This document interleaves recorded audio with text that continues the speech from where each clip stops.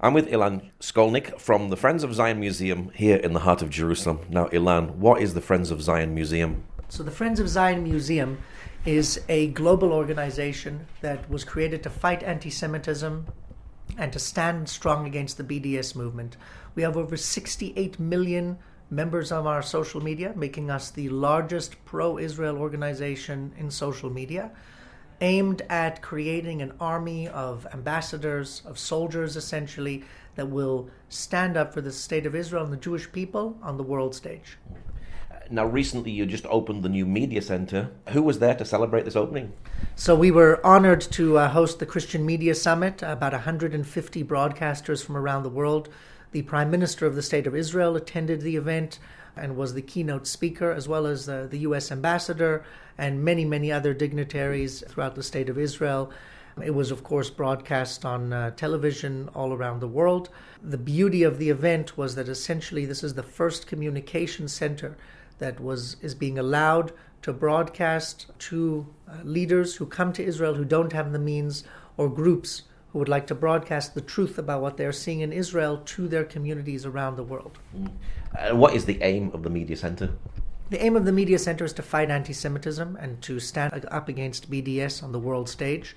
The media center has the capabilities, with a touch of a button, to create two-way communication with large groups of people, churches, communities, synagogues all over the world, and allowing them to communicate, allowing them to reach one another with the latest technologies.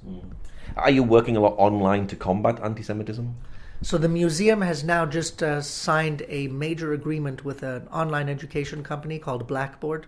It's a large company in the United States with offices in the UK and all over the world. This online education platform teaches Harvard, Yale, all the major universities in the United States, and it allows a platform to educate 3 million students at the same time. The idea now is to take the content of the museum, to take the research that has been done on Christian Zionists, on archaeology, on history, and take that information, put it online, and begin educating millions of people all over the world. Is there a lot of anti-Semitism, and is it rife in the college campuses? Anti-Semitism is all over. I believe that we're seeing a rise in anti-Semitism over the past years. In college campuses, it is perhaps very, very rampant. I would say that we are even identifying that college is almost too late to reach, and we're now looking at reaching high school students and elementary school students, because the battleground is being fought younger and younger. People have access to information through their portable devices, through their smartphones.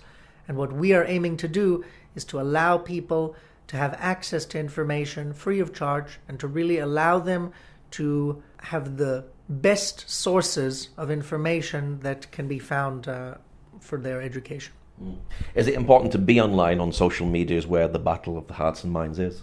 Yes, I think that social media is where the current battle is. People, we can see all of our neighbors here in Israel, all of the Arab Spring, all of the revolutions that we've seen have been motivated by social media. What's going on in Iran right now with riots just over the last few days, we're seeing is motivated by social media. What's going on in China and in Hong Kong is the roots of those are on social media. We do have the power to change people's minds and opinions through social media. One of the key cases that we speak about all the time is when you look at the Rabbi Goldstein and his community, when the aggressor, the murderer who shot those people, posted on social media before the event saying he's going to go and shoot many Jews. And people were encouraging him and saying to him, oh, get a high score, which is another way of saying kill as many as possible. We want to be able to, give the tools to research, to find those people, to find the areas where we can help and identify. But even more importantly, we want to be able to educate people so that they're seeing the positive information as opposed to always the negative. Now today we have the BDS movement, boycott, divestment and sanctions. Is this just a new form of anti-Semitism? You look back in the 1940s, 1930s, 1940s, people were told not to buy from Jews in Germany. Is this a new form of anti-Semitism?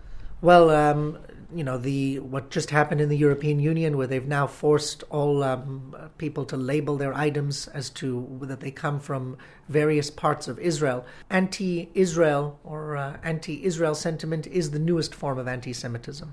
Essentially, people hated Jews. There was anti-Semitism before there was a state, and the current anti-Semitism has nothing to do with the state of Israel, because anyone who can actually see what is going on both in Israel and the Middle East will very quickly see that by boycotting Israel is not only having the opposite effect by bringing people apart as opposed to bringing them together, but it's actually in many cases hurting those very people that you're trying to support. One of the cases in point was SodaStream. SodaStream was boycotted around the world for having a factory in just outside of Jerusalem, and the thousands of employees that were let go in order to close that factory were 85% of them were Palestinians. And now they're unemployed. The factory was moved into Israel. So the result was the direct opposite of what was hoped to be achieved. You've actually answered my next question. Does boycotting Israel actually damage Palestinian livelihood? I would say without question it does. I think that Israel employs millions of Palestinians every day that come into Israel. The hypocrisy, again, of BDS is rampant, because if people wanted to actually boycott and divest in Israel, they should immediately take their cell phones and throw away all their cell phones, because all the chips come from Israel. They should open their laptops and throw away all of their 30% of their computers come from Israel and research that is done in Israel. They should probably not go and be treated for cancer, probably avoid some various heart surgeries, things that are groundbreaking in Israel. In other words, what you've done is you've decided to be increasingly hypocritic and only attack certain areas of the Israeli economy. And by the way, those are the areas that immediately affect large factories that employ Palestinians, employ Arabs, and it is doing the direct opposite. It creates animosity within Israel towards those factories, and the likelihood of a business developer opening such a factory in the future just gets lower and lower. Now you have the Friends of Zion Ambassador Institute. Tell us a bit about that. The Friends of Zion Ambassador Institute is aimed at training people, giving people a proper course of a number of courses, both in history, archaeology, as well as media relations and so on, giving them the tools to become informal ambassadors for the State of Israel. What we've already started doing is, for example, various diplomatic delegations that come to Israel, they get certain information from us.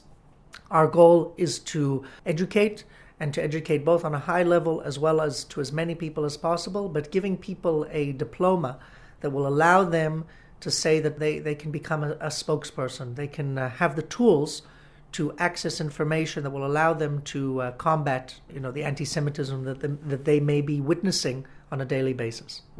So you're basically developing homes and computers as Israeli ambassadors, sharing the good news about what Israel is doing in the lives that they're changing. Well, what we see more and more in media all over the world is we see the negative. We see all the people that are saying all the bad things that Israel does. There are not enough people that are talking about all the good things that Israel does. And, every person is going to have some faults and nothing is going to be perfect. But on the other hand, there's so much good that is coming out of this small state and has come out of this small state, besides the fact that it is an oasis of democracy and freedom within the Middle East, and in addition to that, being a groundbreaker in fields of agriculture, medicine, and other areas in the world. You will see that those things are just unprecedented, and they need to be spoken about much more. Are you seeing a change within the work that you're doing? The work that we're doing, we are seeing that the target audience is getting younger and younger. We're looking no longer even to target college campuses. We're looking to target high school students and elementary school students. Our work is growing and becoming more and more recognized as necessary. We have partnerships with government. We have partnerships with ambassadors and other countries all over the world. And people are beginning to realize that being a friend of Zion is not a taboo. In fact, it is something that will bless them as well as blessing us. Are you excited to see that there's a change in the church? The church in the past has been very anti-Semitic in some points. Is it exciting to see the change that's developing there as well? I think that the change all around the Bible-believing Christian world, as well as the Bible-believing world in general, the traditional world, is amazing. And it is something that is very important, because Israel, as a small country, cannot win their social media wars by themselves. There's only 8 million Israelis, and if 1 million of them are Arabs, and 1 million of them are ultra-Orthodox, which perhaps don't use their portable devices and social media. So those types of things, just in terms of the numbers, when you see people who are recognizing the importance of the biblical connection to the land of Israel, and recognizing that an attack on a Jewish Israel is an attack on a Christian Israel, is very, very important. And the more it's recognized, I think the more people will realize that every time someone says that Abraham didn't walk here or Moses wasn't here is actually the equivalent of saying that Jesus didn't walk here, because Jesus based himself on the Old Testament. And that is something that, myself as a Jewish person in Israel won't stand for, and I believe that every Bible-believing Christian should not stand for. Do we need to see a big change in some of the old institutions like the United Nations, saying that the Temple Mount should be the Arab name rather than the Hebrew name? It's a Jewish place. Well, United Nations for a long time has been a cesspool, if you will, of anti-Israel sentiment. Never mind if you look at dry facts, for example, when you look at the condemnation of the State of Israel, if you take all of the countries, Iran, Korea, all of those countries put together, it doesn't equal the number of condemnations against the State of Israel. And when you look at just those types of statistics, you realize that the United Nations clearly has a bias. When you see the actions that are being taken by many of the member states, you also realize, that the fact that a country like Iran can be on the Human Rights Commission of the United Nations is something that is absurd. And again, not saying that everything that Israel does is perfect and is wonderful, but when you look at the, let's say, the playing field in which we're playing in, I think we're doing quite well.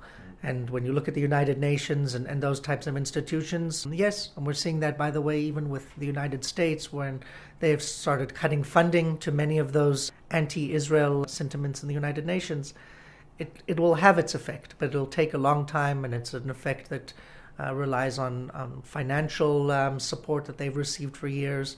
People have to realize that there is also not only the carrot for supporting Israel, but there can also be the stick, if you will. What's your prayer, finally, for the future of the Friends of Zion Museum? For the Friends of Zion Museum, my prayer really is that we would be able to reach millions and millions of people, and that the dissemination of information will be worldwide, that we will be able to become a beacon, a lighthouse, if you will, a place where people can recognize that they can get good information, immediate information with a touch of a button, and accessible to everyone. And that's something that if we can change the minds of 100, 1,000, 10,000, 1 million people, we will have known that our mission has been accomplished. Okay, Illan, thank you much. Thank you, and blessings.